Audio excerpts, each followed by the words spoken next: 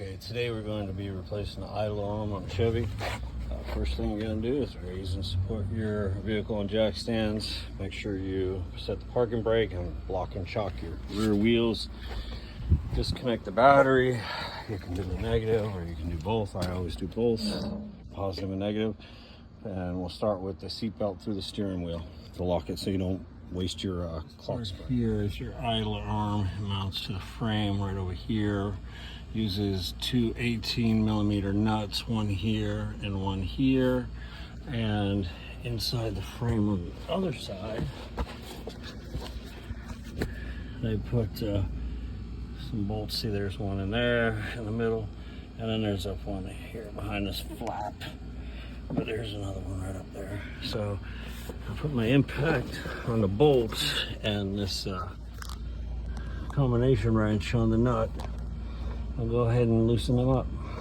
Then we'll remove the nut from the stud right here from the this center drag link. First we'll pull the cotter pin, we'll loosen that nut, and then it's simple replacement. Just put the other one back on. You're gonna get your cotter pin pulled out through the stud. Take a castle nut off of here, off the center link, drag link. All right, so I got the top disconnected, and pull that. Now we're gonna put a pulley puller on here to pull this off. Basically screws down on this stud. Well, it has two clamps that go under the sides, and it just pulls this off of this stud. You're supposed to use this style of puller for the ball joint. I know you could probably get away with using another one, but this one, you put it on here like so. Just like that. And then tighten it down. You can squeeze with one hand while you're tighten it down. Once it gets snug, it won't open up. And if it does, you can always hold it like I'm holding it right now. And then just put your wrench on the top nut and turn it. This was a 16mm wrench on the tool. Factory GM idler arm will come with a grease fitting, a new nut, and cotter pin. You can assemble that. You can assemble it before or after, but I prefer before. We'll start with attaching our idle arm to the frame. So the idle arm, it comes in this position, in the L position, but this piece needs to go over there. So if you don't have a vise to turn it, look at this little hole they put just for your convenience in the frame right here. Okay, because another thing is the arch needs to go that way, in that direction, okay?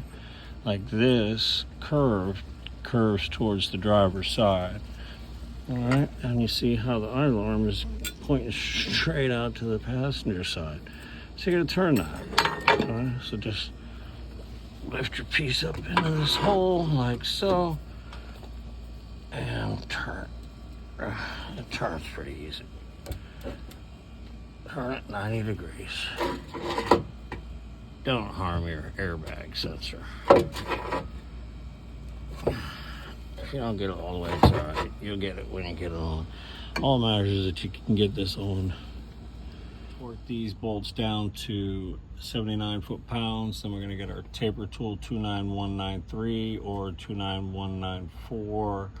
And you'll go ahead, before you put this nut on, when it's just a stud there, you'll put the taper tool on there and you torque it down to 60 pounds. That gets this up in here to where it's supposed to be. Then you remove this tool and you'll put your nut on and torque that to 35 foot-pounds. You enter your cotter pin through the hole. If the hole doesn't line up, tighten it slightly more until the hole is free where you can slide your cotter pin through. Don't loosen it. Then you can come back over here, make sure that your grease fitting is on and installed and snug. Go ahead and grease that up while you're there. You can grease them all, and when you're done with that, you can go ahead and let your vehicle down, take your jacks down, and get an alignment right after this. Go ahead and like them and subscribe.